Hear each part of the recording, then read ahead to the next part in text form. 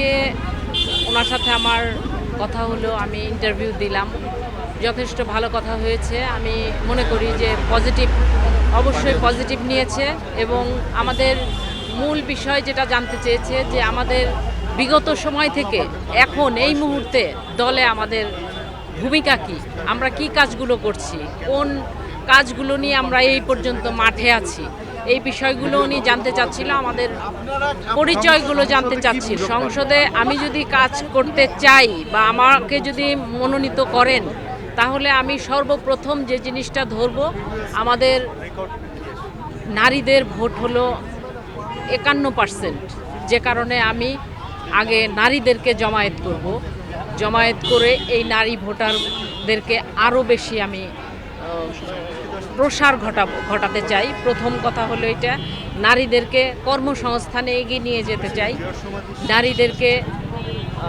বিশেষ সুবিধা দিয়ে তাদেরকে এমন ভাবে কাজ করাতে হবে যাতে করে অর্থনৈতিক চাকাটা যেন ঘুরে যায় এই নারীদের মাধ্যমে। আর যুব সমাজ যারা আছে, এই যুব সমাজকে যথেষ্ট প্রায়োরিটি দিতে হবে, কারণ এই সমাজটাই পারে সমাজকে ধরে রাখতে। এই জন্য কারিগরি শিক্ষার মাধ্যমে ওদেরকে বিকশিত করতে হবে এবং ওদেরকে শর্ট টাইমের মধ্যে কাজে পাঠাতে হবে। বিদেশেও চলে যেতে পারে, দেশেও অনেক কর্মসংস্থান আছে, ওরা যেন ওই কর্মসংস্থানের মাধ্যমে অর্থনীতির চাকাটাকে ঘুরিয়ে দেয়। এটা হলো আমার প্রথম টার্গেট।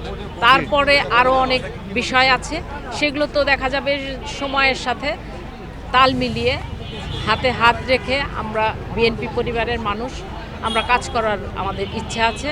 আমার পরিবারে 5 জন সদস্য, আমার 2টা ছেলে মেয়ে, ওরাও জাইমা রহমানের টিমে কাজ করে। ওদের যে সিমটমটা আমি দেখি, আগামী নেতৃত্বে জাইমা রহমান আসবে ইনশাল্লাহ।